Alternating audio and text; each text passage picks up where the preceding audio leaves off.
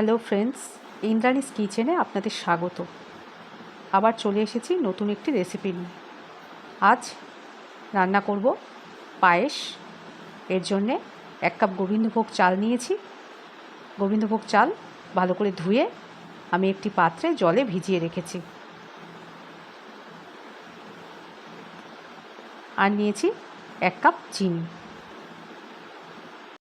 নিয়েছি কিছু কিশমিশ পায়েসে দেবার জন্যে। আর নিয়েছি কাজু বাদাম।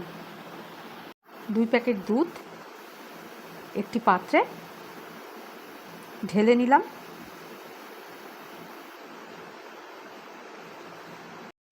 এরপর গ্যাসে দুধ বসিয়ে দিলাম।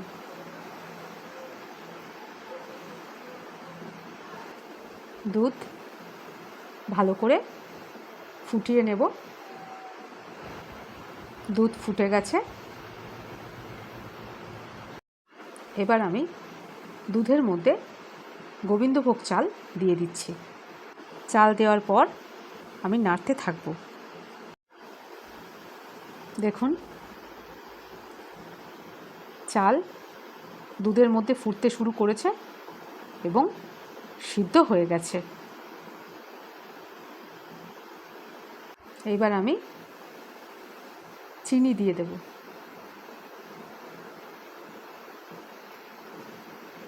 চিনি দিয়ে একটু নাড়তে থাকব।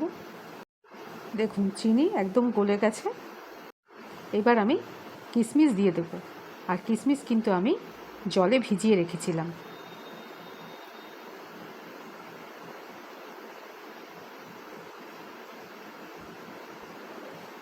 কিশমিশ দিয়ে একটু নাড়ব।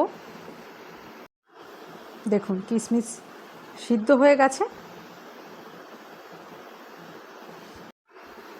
ওপরে কাজু বাদাম দিয়ে দিচ্ছি। কাজু ও কিশমিশ দিয়ে পায়েস একদম রেডি। ভিডিওটা ভালো লেগে থাকলে লাইক করে দেবেন। আজ এখানেই শেষ করছি।